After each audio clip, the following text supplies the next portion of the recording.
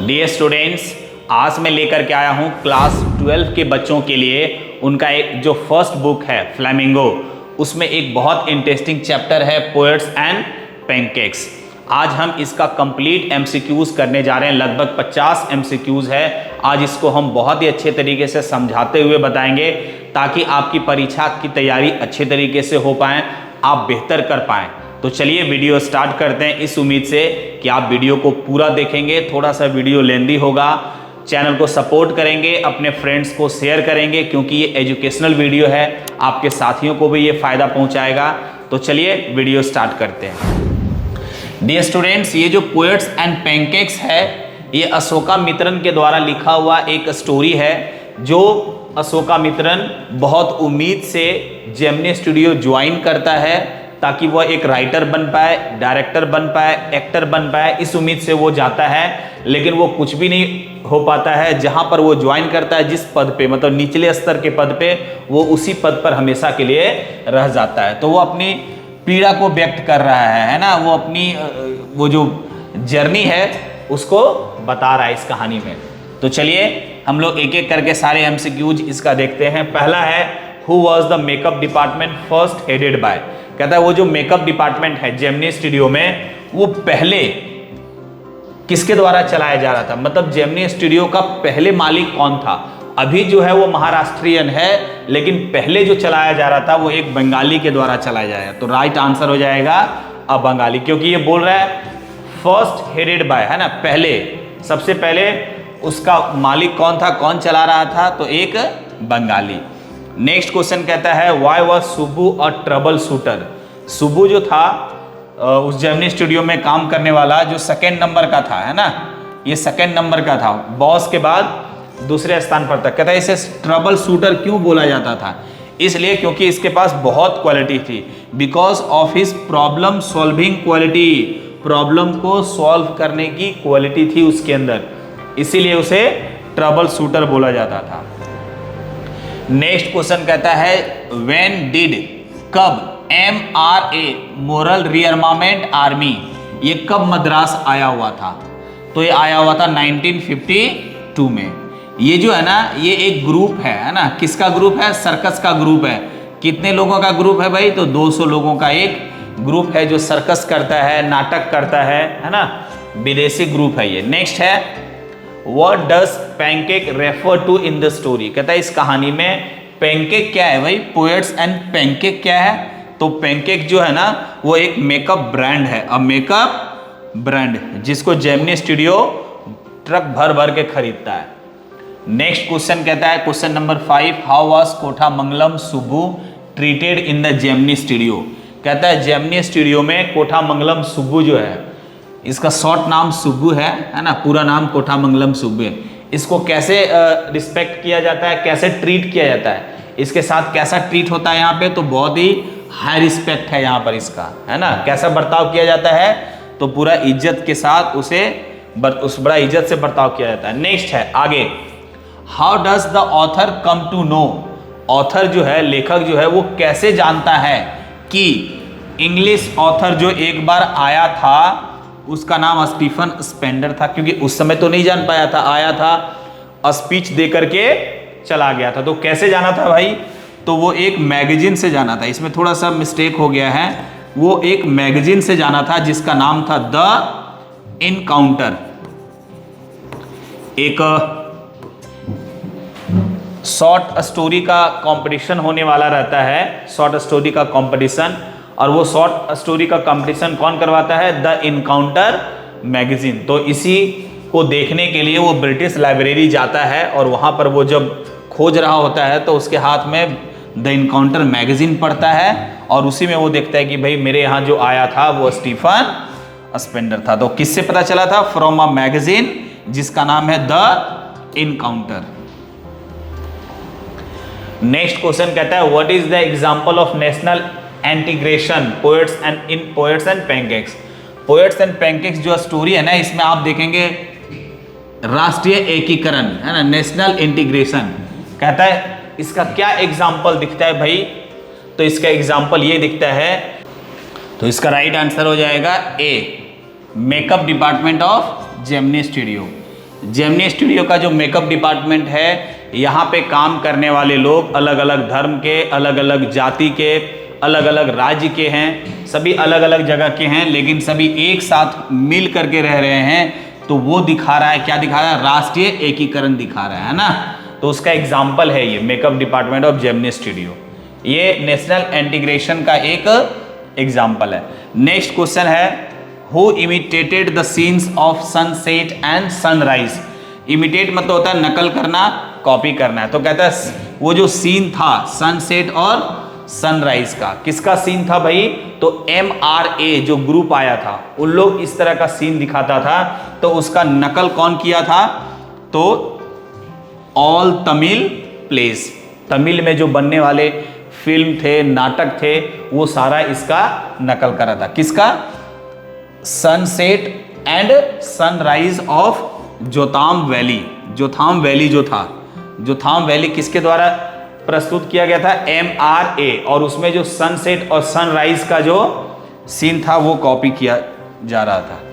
Next question number 9, why was Subbu considered number 2 at Gemini Studio. कहता है Gemini studio में सुबु को दूसरे नंबर का क्यों बोला गया है भाई? इसलिए बोला गया है क्योंकि उसके अंदर एबिलिटी है, बिकॉज ऑफ क्रिएटिव स्किल्स, क्योंकि उसके पास क्रिएटिव स्किल्स है ना, उसके अंदर बहुत सारा स्किल है। Next, the boy in the makeup room was jealous of home. कहता है मेकअप रूम में काम करने वाला जो लड़का था वो जलता था, है ना, जेलस था। वो किसके लिए जेलस था भाई? किसको लेकर के जेलस था? वो सुबूज को लेकर के, है ना, सुबू के सफलता और उसका जो क्लोजनेस था, किसके साथ? बॉस के साथ, उसके जो क्लोज रिलेशन थे उससे वो जलता था। नेक्स्ट क्वेश्चन कहता है, what was Gemini studios mainly known for. Gemini studio जो है ना वो विशेष करके किस लिए जाना जाता था? रिलीजियस मूवीज के लिए, है ना, रिलीजियस मूवीज के लिए जाना जाता था जेमिनी स्टूडियो। नेक्स्ट क्वेश्चन है, why did everybody in the studio think of giving some work to the author. कहता है जेमिनी स्टूडियो में काम करने वाले हर लोग को ऐसा लगता था कि ऑथर जो है, मतलब जो ऑफिस बॉय है, वो कुछ कर नहीं रहा है, उसको कुछ काम देना चाहता था हर कोई। ऐसा क्यों वो लगता था भाई? इसलिए लोग उसको काम देना चाहते क्योंकि उसका काम ऐसा लगता था ना, because of the idle appearance of his work. क्योंकि उसका जो काम था, न्यूज़पेपर आया, उसका जो इम्पोर्टेंट इंफॉर्मेशन है, इम्पोर्टेंट कहानी है, उसको काटना है और उसको फिर कलेक्ट करके रखना है। तो लोगों को लगता था कि ये जो काम है ना, ये बकवास वाला काम है ना, ये कोई काम नहीं है। तो उनको लगता था कि ये ऐसे ही बैठा हुआ है ना, आइडल अपीयरेंस दिखता था उसका। इसलिए जेमिनी स्टूडियो के लोग जो है, या बाहर के भी कुछ लोग आते थे तो उसे कुछ काम देना चाहते थे, उसको लगता था वो कुछ नहीं करता है। नेक्स्ट क्वेश्चन है question number 13, what is the full form of MRA। मैं MRA का फुल फॉर्म बता चुका हूं, है ना। क्या है इसका फुल फॉर्म भाई? मोरल रीअर्मामेंट आर्मी, है ना, the full form of MRA। फिर पूछेगा MRA क्या है? तो एक इंटरनेशनल सर्कस और ड्रामा ग्रुप है ये, 200 लोगों का। नेक्स्ट क्वेश्चन है, who was the English man. वो जो इंग्लिश मैन आया था उसका नाम क्या था भाई? जो आया हुआ था वहां पे, तो वो था स्टीफन स्पेंडर, जो एक बार जेमिनी स्टूडियो आया था और स्पीच देके चला गया था। नेक्स्ट क्वेश्चन है 15, फॉर हुम was Gemini studio making films. जो जेमिनी स्टूडियो है ना, वो जो फिल्म बनाता है वो किसके लिए बनाता था भाई? तो वो बनाता था for simple Tamilians.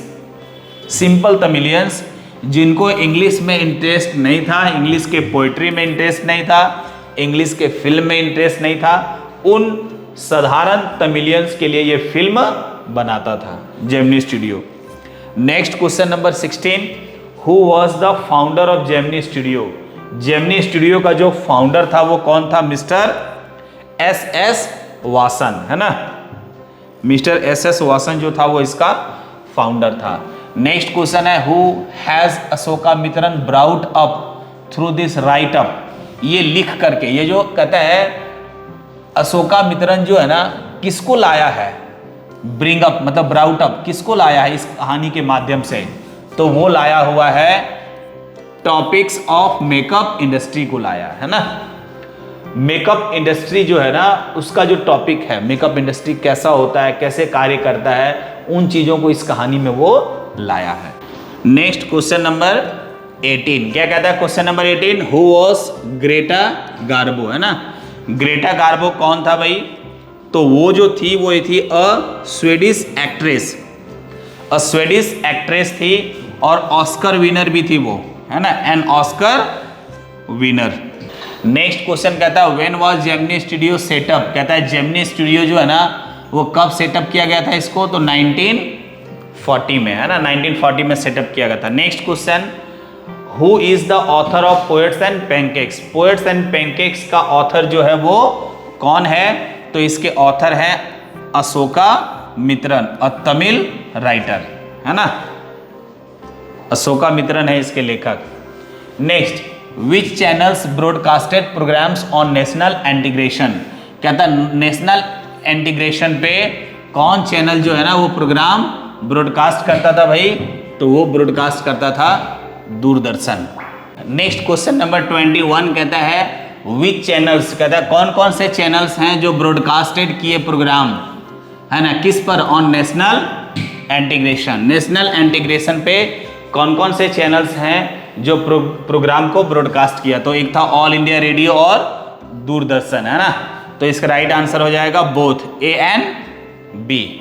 Next question है what does the expression fiery misery mean, क्या इस फियरी मिजरी जो है ना क्या मतलब है इसका, क्या एक्सप्रेशन देता है? तो ये एक्सप्रेशन देता है कि डिस्कम्फर्ट जो है, जो डिस्कम्फर्ट है लाइट्स के कारण, किसको भाई, कौन डिस्कम्फर्ट फील करता है? Actors in the makeup room, है ना, उसको वो बोला है फियरी मिजरी। क्यों डिस्कम्फर्ट फील करता है मेकअप रूम में? क्योंकि बहुत सारे लाइट्स हैं, है ना, जो आंख पे पड़ता है, मतलब ऐसा लग रहा है जैसे बिल्कुल सैलून के जैसा, चारों तरफ से लाइट लगा हुआ है, शीशा लगा हुआ है। नेक्स्ट क्वेश्चन है 23rd, what things attracted the audience in the place stage by MRA, जो ड्रामा MRA प्ले करता था तो वो कौन सी चीजें हैं जिसके कारण ऑडियंस अट्रैक्ट होता था? तो कहता है उन लोगों का जो सेट्स रहता था और कॉस्ट्यूम्स जो रहता था, है ना, डियर सेट्स एंड कॉस्ट्यूम्स जो है वो ऑडियंस को अट्रैक्ट करता था।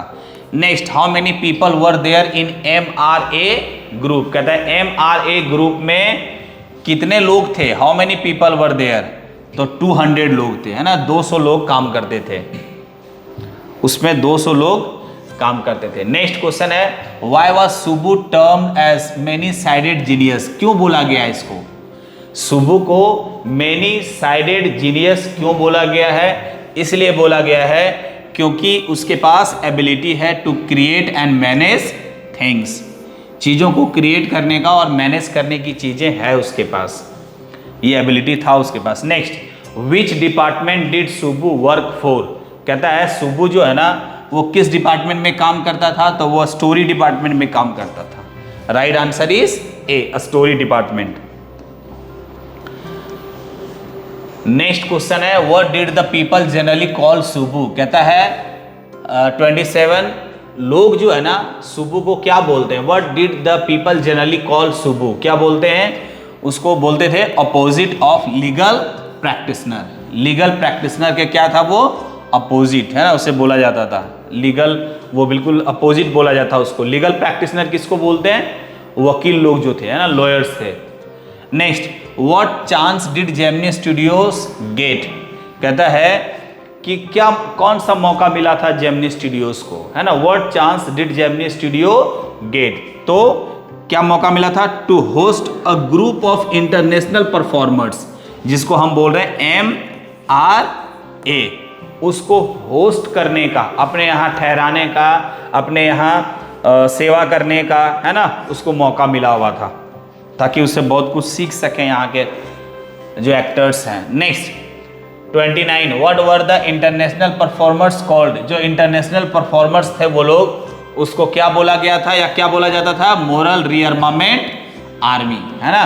What were the international performers called. Next, what did the Tamil place display for many years, कहता है तमिल मूवीज जो है, ड्रामा जो है, वो बहुत सालों तक क्या दिखाता रहा भाई? तो ये दिखाता रहा, sunset and sunrise in a way inherited from Jotham Valley. Sunset और सनराइज का सीन दिखाता रहा, है ना, जो कहां से लिया गया था? जोथाम वैली से। Next, why had Ashoka Mitran joined Gemini studio? Ashoka Mitran जो है ना, वो जेमिनी स्टूडियो क्यों ज्वाइन किया हुआ था? To become an actor, actor बनने के लिए, स्क्रीन राइटर बनने के लिए और डायरेक्टर बनने के लिए। ये सारी उम्मीदों से वो उम्मीदों के साथ ज्वाइन हुआ था। तो राइट आंसर हो जाएगा D, all of the above. Next question है, who came to the studio that puzzled everyone? कहता है स्टूडियो में कौन आया था जिसको लेकर के हर लोग पजल्ड रह गए थे, मतलब समझ ही नहीं पाए थे कि वो आया किस लिए है, बोला क्या है ना, एक दुविधा बन के रह गया था सभी लोगों के लिए। तो वो कौन था भाई? तो एक एन इंग्लिश पोएट, वो था एक इंग्लिश पोएट जिसका नाम था Stephen Spender. Next, what task was assign to the author? Author को क्या टास्क मिला था? तो उसको टास्क मिला था collecting newspaper cuttings. Newspaper cuttings को क्या करना था?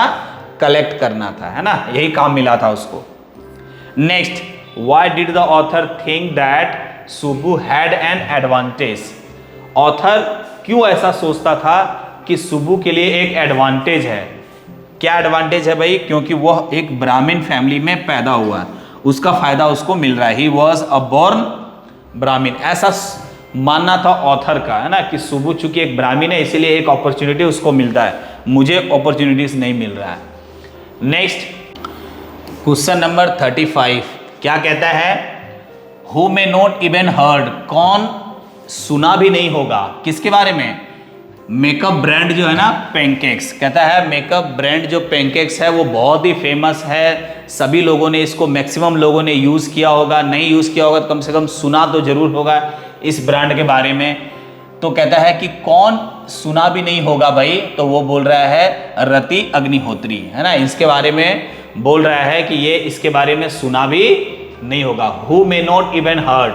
रति Agnihotri. Next, where was the makeup department of the Gemini studio? Gemini studio का जो मेकअप डिपार्टमेंट था वो कहाँ था भाई? तो था in the up stairs of a building, है ना, एक बिल्डिंग के अप स्टेयर्स में था, in the up stairs of a building. Next, the makeup department of the Gemini studio, Gemini studio का जो मेकअप डिपार्टमेंट था was in the up stairs of a building के ऊपर था, और ये माना जाता था कि वो जो बिल्डिंग है, वो जो जगह है, वो किसका हुआ करता था? पहले हैव बीन रॉबर्ट क्लाइव्स स्टेबल्स हुआ करता था, उसका घोड़ों को रखने का जगह था, वो किसका? रॉबर्ट क्लाइव का, है ना, ऐसा माना जाता था। Next, who was Robert Clive mention in the lesson?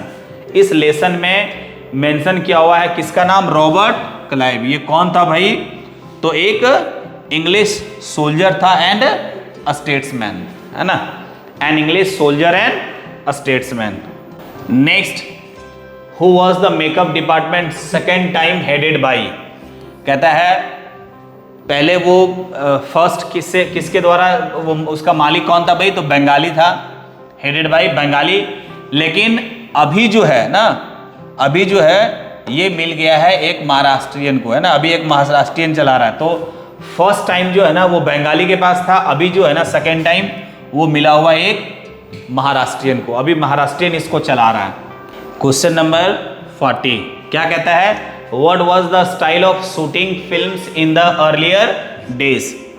कहता है शुरुआती दिनों में फिल्म की जो शूटिंग होती थी उसका स्टाइल क्या होता था?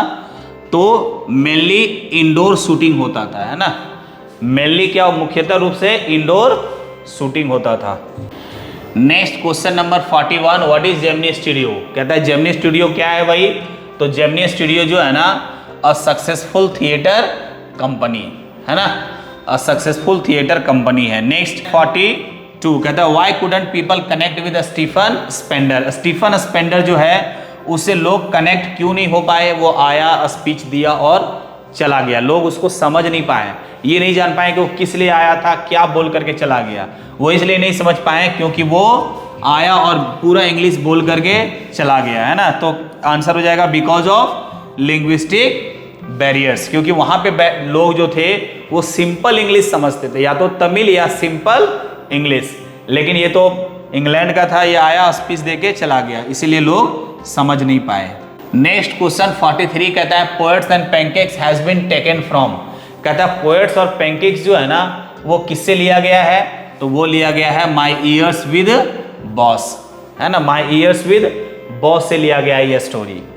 Next, who was the editor of the magazine the encounter, है ना, ये जो द इनकाउंटर मैगजीन था इसका एडिटर कौन था, तो वही था स्टीफन स्पेंडर, है ना, स्टीफन स्पेंडर इसका एडिटर था। तो ये आपका 44 क्वेश्चंस था जो हमने आपको दिया।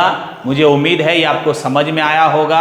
आप इसकी तैयारी करेंगे, आप पढ़ेंगे, मेहनत करेंगे और इंग्लिश में अच्छा करेंगे, इस उम्मीद से कि आप ये सारी चीज़ों को फॉलो करेंगे। मैं पुनः अगली वीडियो में आपसे मिलता हूं, तब तक के लिए जय हिंद।